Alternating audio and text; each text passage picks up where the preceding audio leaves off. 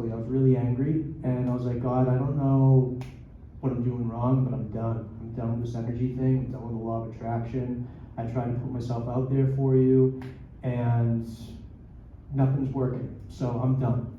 So from that point moving forward, I decided to start a paint and sip company.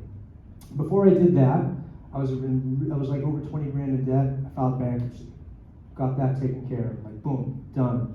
I also applied for disability. I was able to get that. So I had like a little bit of money coming in. I could have maybe $750 a month coming in, which is, for groceries and, paying my parents some rent, but it wasn't a lot. So I was like, I want to start a paint and sip company. So I'm going to kind of go through this because there's other really important stuff I want to get to. But I was basically in the paint and sip company for a good 5 years before the pandemic happened.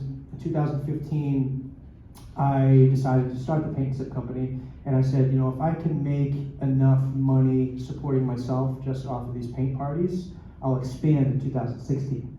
So 2015, fortunately, was the best year I ever had being a self-employed artist.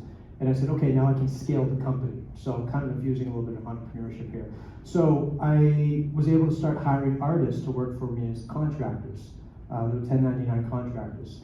And at the heyday, we had like 7 to 8 artists that were helping teach events for me. And we were traveling all over New England. And finally, I had enough money where I could leave my parents' house and get my own apartment in Lowell. So I felt more of a man, and taking care of my own keep. And at the same time, I also got an art studio in Lowell. So I was paying 2 rents, but money was really coming in, and it felt great. I was on medicine the whole entire time. I was on trileptal and risperidone.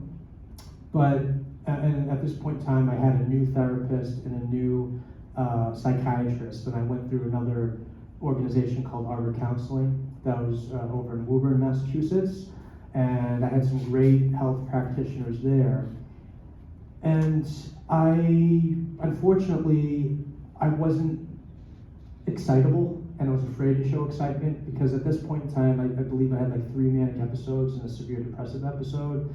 And I was afraid if I showed excitement around my friends or family, they'd put me back in the psych ward. So I was kind of walking on eggshells around people. I wasn't my most authentic self. And unfortunately, the risperidone was giving me libido issues. Not going to get into anything about that, but basically I had low testosterone and I wasn't putting myself out there in the dating world. I didn't want to have a relationship. I felt embarrassed. So it was really difficult for those 7 years. I just didn't feel like my natural self.